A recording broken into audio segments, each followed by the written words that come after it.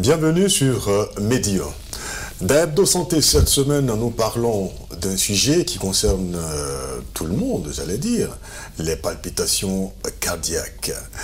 Et oui, il n'y a pas longtemps, j'avais le cœur qui battait très fort et cela m'a beaucoup inquiété. Alors je me suis posé la question de savoir qu'est-ce qui pouvait expliquer ces troubles du rythme cardiaque et quelles peuvent en être les conséquences.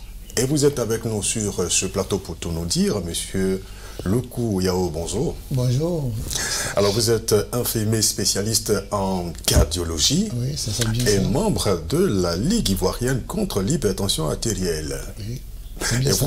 Vous avez été distingué récemment, prix spécial MSD. C'est bien ça? C'est bien ça, oui. Un prix qui vous a été décerné en reconnaissance donc à cette immense contribution à la promotion, à l'information, vulgariser donc l'information scientifique en Côte d'Ivoire. Oui. Félicitations. Merci, merci. En tout cas, c'est un honneur de vous recevoir chaque fois sur le plateau d'Hebdo Santé, également avec nous pour partager son expérience au sujet, bien sûr, des palpitations cardiaques. Mademoiselle Tano Anna Maxime, bonjour. Bonjour, monsieur Eustache. Alors, vous êtes titulaire d'un master en sciences du langage, option psycholinguistique et neurolinguistique, c'est bien ça? C'est bien ça. Et vous êtes membre de l'Organisation nationale des parents pour handicapés auditifs de Côte d'Ivoire. Exactement. En tout cas, merci d'avoir accepté une fois de plus notre invitation, mademoiselle Tano. Et à nouveau, bienvenue à tous les deux sur le plateau d'Hebdo Santé, bien sûr, pour en savoir un peu plus sur les palpitations cardiaques. Définition sommaire. Quand on parle de palpitations cardiaques, qu'est-ce qu'il faut entendre, monsieur Luku Yao? Il faut entendre par palpitation un phénomène de battement rapide du cœur. Il est ressenti comme étant des mouvements rapides, comme étant des mouvements qui passent de façon spontanément. Et donc ça, on appelle ça des palpitations. D'accord. Est-ce qu'il faut forcément dire palpitation cardiaque ou on peut dire tout simplement palpitation? Donc quand on dit palpitation, c'est bien sûr... c'est sur le cœur, parce que c'est la fréquence cardiaque qui s'accélère. Celui qui a ça, il peut le ressentir sous forme de douleur, sous forme d'essoufflement, sous forme de cœur qui s'emballe. Ah. Voilà, donc le cœur qui s'emballe. Donc le sujet ressent ce phénomène-là. Mais le diagnostic se fait par le praticien. On va en parler tout à l'heure, mademoiselle Tano. Dites-nous, est-ce qu'il vous est déjà arrivé d'avoir le cœur qui bat très fort? Fréquemment. Fréquemment. Souvent, quand je suis un peu malade, il se mêle directement à ça. J'ai des palpitations cardiaques, tout de suite il se mêle à ça. D'accord. Souvent l'extrême fatigue aussi cause cela, ou juste la marche. Je suis en train de marcher et je sens que je vais m'évanouir, quoi. Limite, je vais vraiment m'évanouir. Et ça cause des douleurs, de l'inconfort au niveau de la poitrine surtout. Donc oui, je rencontre cela fréquemment.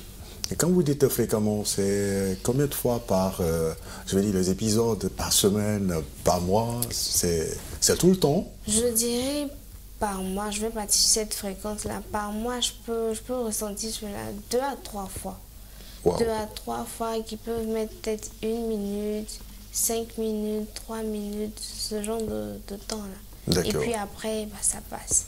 Mais ça revient à chaque fois dans le mois, au moins 2-3 fois.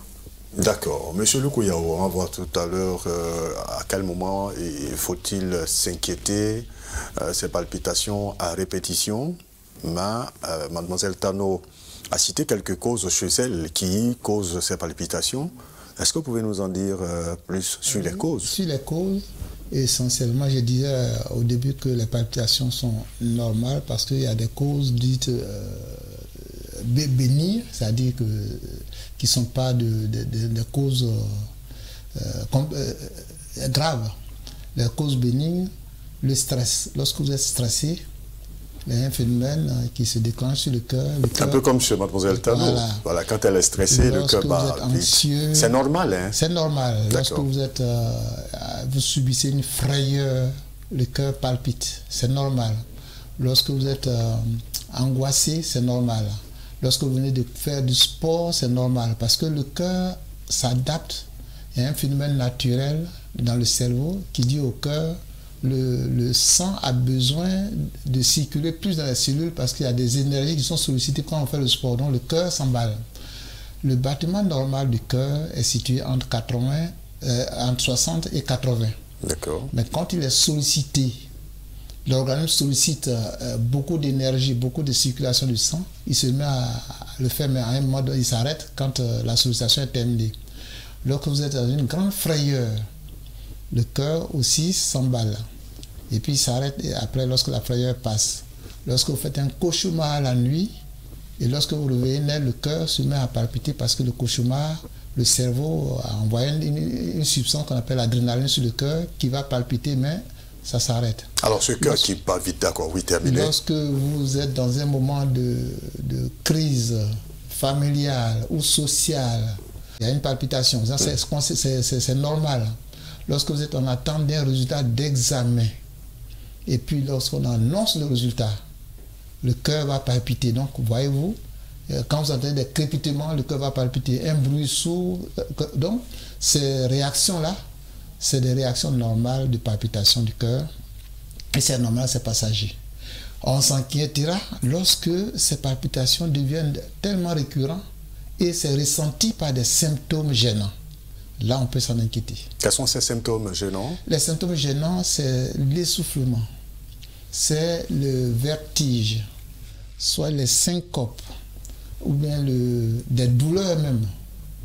Des douleurs. Donc, ces symptômes sont gênants. Et là, on peut s'en inquiéter pour aller consulter. Ce n'est pas la durée des palpitations, non. Hein, c'est ces symptômes dont vous parlez qui doivent inquiéter. Il faut les deux. Si la durée est longue, parce que normalement, après la crise de frayeur, dans les minutes qui suivent, ça passe.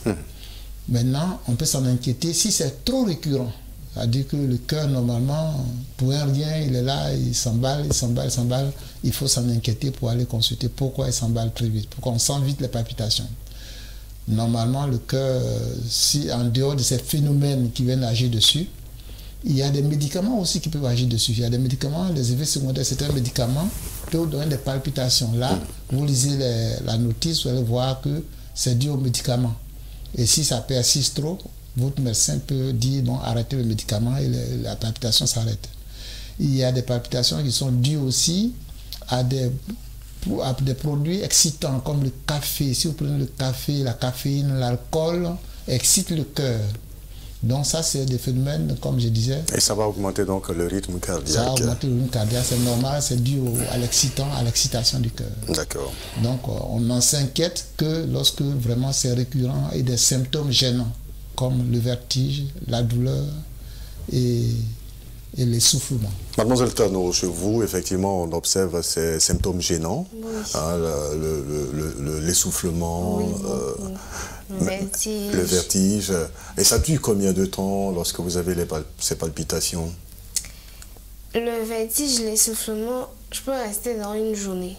D'accord. Je me sens tout le temps faible, fatiguée, le moindre effort. Je suis très essoufflée. C'est plus que d'habitude. Et il y a un autre truc que je remarque aussi, les nuits surtout. C'est comme si la poitrine est compressée. Elle est compressée au point où je ne peux pas tourner, je ne peux pas faire de mouvement. Et ça peut faire 2 minutes, ça s'arrête, ça reprend. 2 minutes, ça s'arrête, ça peut me prendre toute la nuit. Ça doit faire peur ça, M. Lukuyahu. Oui, ça doit inquiéter. Ouais. J'avais à revenir aux causes médicales. Il y a des causes, j'ai cité des causes bénignes, comme j'ai cité les excitants, les médicaments, les frayeurs. Mais il y a des causes médicales bien connues qui ont besoin d'être identifiées. Ces causes-là sont l'anémie. Par exemple, quelqu'un qui a saigné, qui vraiment le cœur a besoin de battre vite pour distribuer le peu de sang. Donc ça, c'est une cause connue. Il y a l'insuffisance cardiaque, il y a l'hypertension artérielle, Et puis, il y a même des troubles même du rythme du cœur, parce qu'il y a le cœur même a ses rythmes qui sont imposés par les phénomènes électriques du cœur, mais qui peuvent être des troubles peuvent survenir. Il peut y avoir des modifications. Des modifications, donc c'est un peu complexe. Quand je parle des troubles du rythme, c'est ma spécialité. D'accord. Et je vais vous expliquer que le cœur lui-même, c'est un moteur, il y a une batterie à l'intérieur. Wow. Et cette batterie-là émet une impulsion électrique qui fait battre le cœur, il impose la cadence du cœur. Cette batterie se trouve dans l'oreille droite et cette batterie-là fonctionne en imposant une cadence normale entre 60 et 80. Mais il y a plusieurs batteries qui sont dans le cœur lui-même, dans tout le muscle cardiaque, mais ces autres batteries sont en éveil, sont éteintes. Et pour prendre la relève, si la batterie principale ne fonctionne pas, non, normalement c'est la batterie principale qui fonctionne. Ouais. Mais par des raisons pathologiques, toutes les batteries peuvent s'éveiller. Donc ça fait que le cœur bat en désordre. Et ça, on appelle ça des troubles du rythme. Et donc... ça, c'est vraiment votre spécialité, c'est très scientifique. Ça, c'est pathologique. Là, on peut aller identifier, on fait un ECG. Et souvent, comme ce que la sœur ressent là, en général, on finit par rechercher l'origine en lui posant un Holter ECG. D'accord. Un Holter ECG qui permet de dormir avec un appareil qui enregistre pendant 24 heures l'activité électrique du cœur et les battements du cœur, sans que la personne ne soit au courant et va à ses occupations pendant la nuit, le sommeil, pendant qu'elle travaille, même journaliste. Et vous allez récupérer tout ça. Et puis on récupère ça comme une boîte noire d'un avion qui enregistre tout. Et puis on met la boîte noire dans un ordinateur et à l'écran on se permet de lire tout le rythme cardiaque pendant la nuit, toutes les anomalies qui ont eu lieu, tous les troubles du rythme, toutes les palpitations qui ont eu lieu. Et en fonction de ça, on peut identifier la cause, ainsi de suite. Est-ce que, mademoiselle Tano, vous êtes allée voir un spécialiste pour savoir tout ça? Je dirais non. Non, parce que j'ai commencé par un médecin généraliste qui m'a demandé de poursuivre avec un cardiologue, chose que je n'ai pas encore faite. D'accord. Mais dans le temps, quand même, dans les années précédentes, j'avais déjà vu un cardiologue. Et il disait que j'avais le cœur qui battait un peu vite, mais rien de si alarmant. Donc, juste un comprimé pour réguler, ça allait. D'accord. Mais on n'a pas suivi de traitement. Et ce nouveau symptôme, le fait d'avoir des douleurs dans la poitrine, ça c'est nouveau. Ah. Ça c'est nouveau, j'avais pas ça avant. Avant, j'étais beaucoup essoufflée. Mais maintenant, ça s'ajoute. Donc, je veux vraiment refaire le tour pour être située, pour savoir comment est-ce que je dois m'adapter. Bien sûr, bien sûr, bien sûr. Monsieur Lukuyao, je pense que là, elle doit aller voir un cardiologue. Elle doit, parce que, comme je disais tantôt, si ces phénomènes persistent, si ça persiste, si c'est récurrent, et s'il y a des symptômes gênants comme la douleur, l'essoufflement, c'est vrai que le cardiologue l'a rassuré pour une palpitation. Elle est un peu angoissée, mais il faut aller pousser les investigations en faisant un électrocardiogramme, en auscultant, en faisant l'écho du cœur.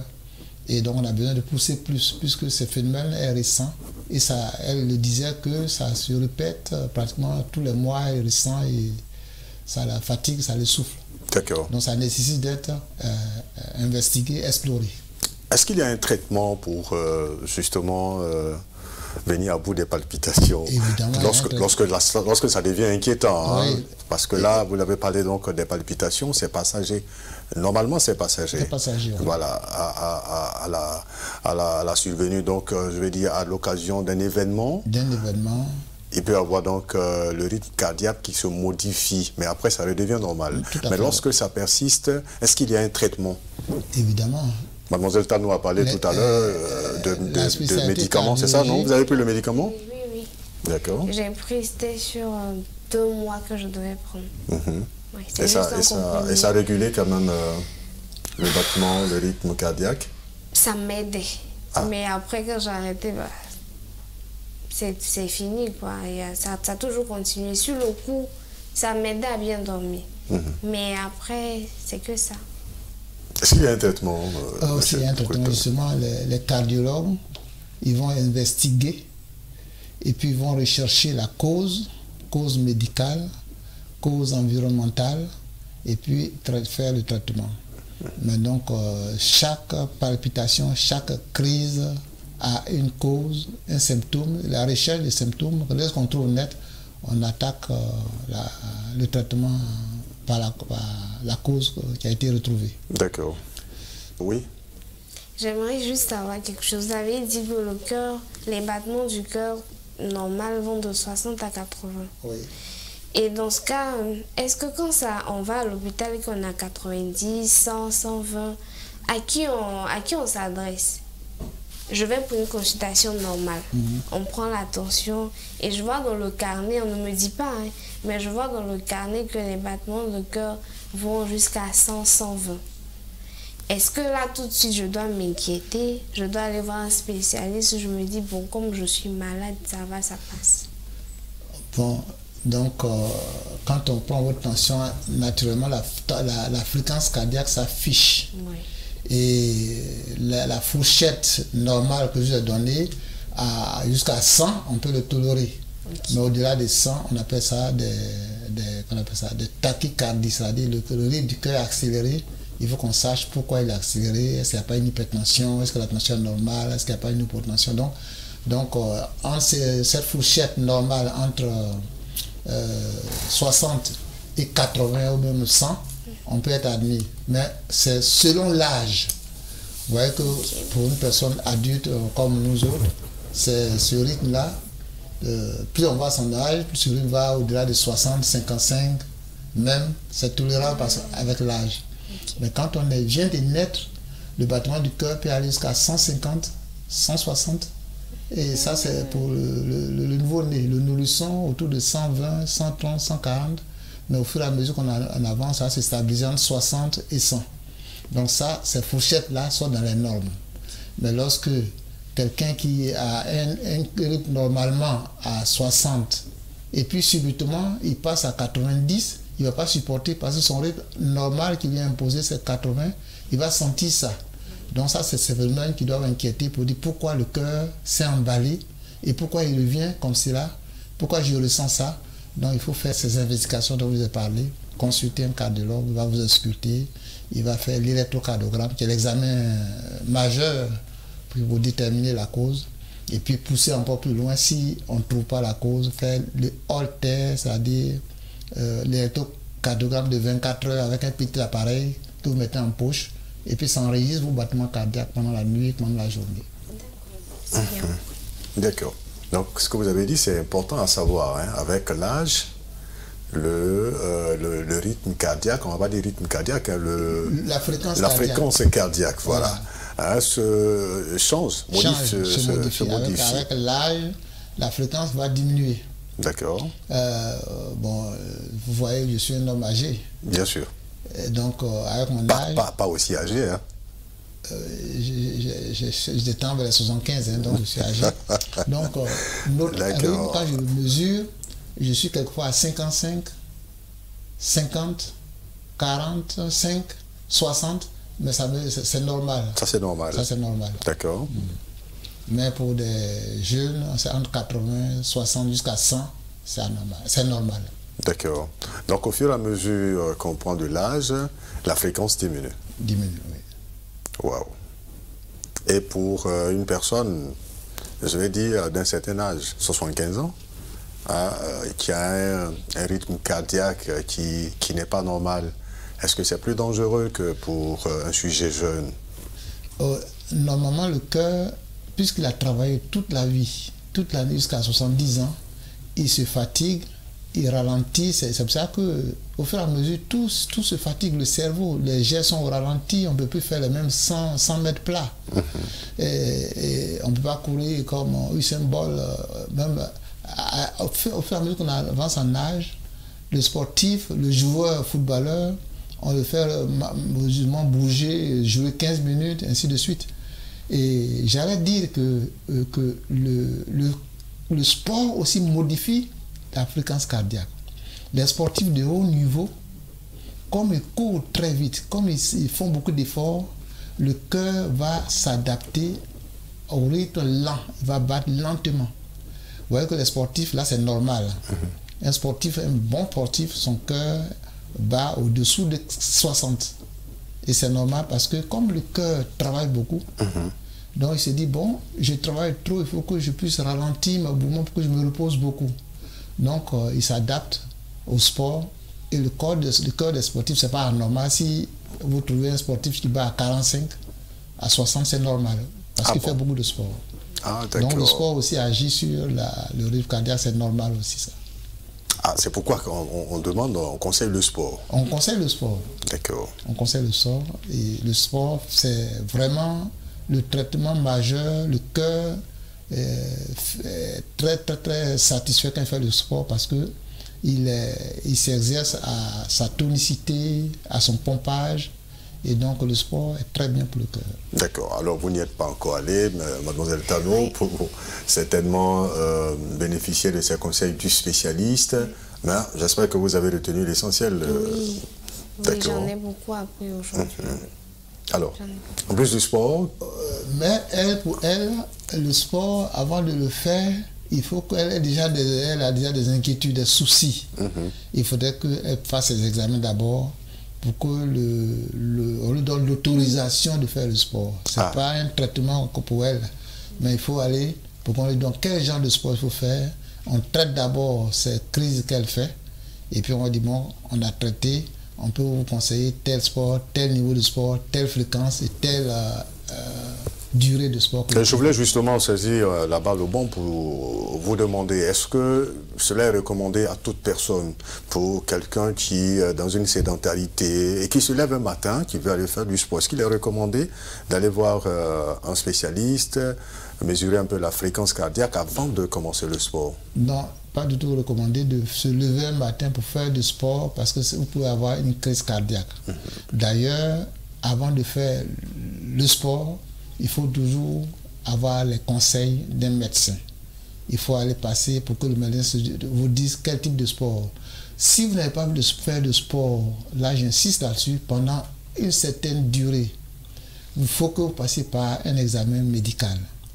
Si vous avez dépassé les 40 ans, après 40 ans, il faut, avant de se lancer dans une activité sportive, il faut faire un examen médical. Parce que avec l'âge, il y a des soucis du cœur qu'il faut déceler pour dire vous êtes recommandé de faire un sport de telle durée ou de telle intensité. Alors, on va terminer certainement par des conseils et des recommandations. Qu'est-ce qu'il ne faut pas faire, entre autres phénomènes, j'allais dire, qui peut occasionner une palpitation. Vous avez cité donc le café, certaines substances. Alors, pour éviter, pour prévenir toute palpitation qui pourrait se muer à une crise cardiaque, qu'est-ce qu'il faut éviter? Qu'est-ce que vous recommandez? Pour les recommandations que nous faisons, c'est qu'il faut d'abord éviter la sédentarité. Donc, activité physique régulière. Faire dépenser l'énergie pour que le cœur s'habitue à être tonique. D'accord. Il faut éviter de surcharger le cœur avec des excitants, la caféine, et surtout le soir. D'accord. Il faut faire un bilan de santé du cœur. C'est un moteur qui a besoin d'être révisé chaque année. Et des examens de routine très simples permettent de voir si le cœur est en bon état, de continuer le sport. Ouais. Il faut, qu'on appelle ça, signaler des anomalies. Elle a dit qu'elle avait des anomalies, des essoufflements, des palpitations, mais bon, elle ne s'est pas rendue tôt à l'hôpital. Mais il faut le faire. Il faut le faire précocement. Dès qu'on a des phénomènes qui persistent, j'avais dit que si ça persiste, si c'est récurrent, il ne faut pas dormir dessus. Il faut aller voir, est-ce que ce n'est pas inquiétant. D'accord. Donc maintenant, si vous prenez un médicament qui fait que vous voyez que c'est à la suite de ce médicament que le cœur s'emballe, allez voir votre médecin, mais quand je prends la nuit, mon cœur palpite, il va voir s'il faut arrêter ou pas. Donc ces éléments-là, donc je veux donner en général un conseil de bilan de santé cardiaque, en contrôlant sa tension régulièrement, en contrôlant sa tension, son poids et son régime alimentaire. Et on peut le faire n'importe où? On peut le faire n'importe où. La tension artérielle, d'abord, nous recommandons que vous-même, vous ayez un tensiomètre. Que vous prenez votre tension dans votre famille. D'accord. Et là, vous avez la fréquence cardiaque qui s'affiche, la tension qui est la cause de cette crise de palpitation, il s'est affiché. Et si vous trouvez des anomalies, vous allez consulter votre médecin. Miss Tano? Oui. Quelque chose à savoir pour terminer? Non, c'est bon? Ça va. Non, ça va. D'accord. J'ai été bien éclairée. Ça va. Voilà, on en sait donc davantage sur ces palpitations grâce à vous, monsieur Yaoloku. Merci. Merci infiniment donc pour toutes ces informations. Je rappelle que vous êtes infirmier spécialiste en cardiologie et membre de la Ligue ivoirienne contre l'hypertension artérielle. En tout cas, grand merci encore. Merci. Et merci à vous, mademoiselle Tano Anna Maxime. Vous êtes titulaire d'un master en sciences du langage, option psycholinguiste et neurolinguistique. Et vous êtes membre de l'organisation nationale des parents pour handicapés auditifs de Côte d'Ivoire avec son dynamique président, monsieur Tano Camille Kwasi, que nous saluons. Merci beaucoup. Transmettez-lui nos amitiés.